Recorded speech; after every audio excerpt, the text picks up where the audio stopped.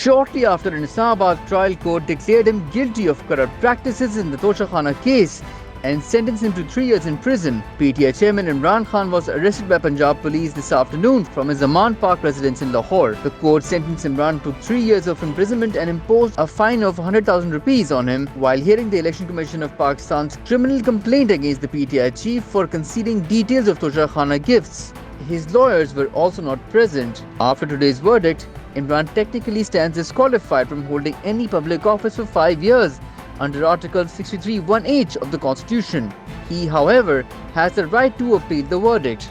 According to a statement issued by the Prime Minister's office, the Council of Common Interest unanimously approved the results of the 2023 digital census, signifying that a delay in the general elections slated to take place later this year was almost certain now. The government has announced that assemblies will be dissolved on 9th August, following which elections should be held within 90 days of the end of the assembly's tenure. But Prime Minister Shehbaz said during an interview earlier this week that elections would be held on the basis of the latest census, while the Election Commission of Pakistan has already expressed its inability to hold general polls on the basis of the new population count within the stipulated time, as it will have to conduct a fresh delimitation of constituencies in this case.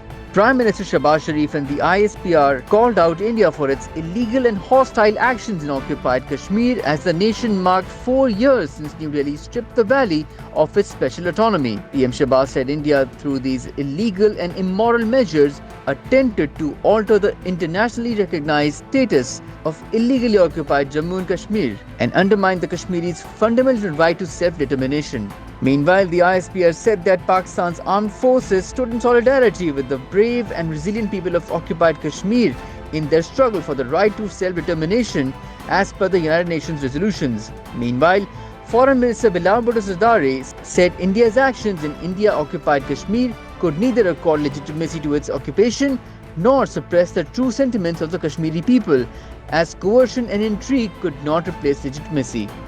At least 10 people were killed in floods in a city near Beijing, bringing the death toll from the recent torrential rains in northern China to at least 30. Storm Doksuri, a former super typhoon that hit mainland China last Friday, has brought the most severe rains to the region since records began 140 years ago. However, the torrential rain that hit northeast China today battered the provinces bordering Russia and North Korea. A red alert remains in force in Beijing due to geological risks, such as landslides linked to bad weather. Cleanup operations are ongoing after the overwhelming rainfall, which destroyed infrastructure and flooded entire districts.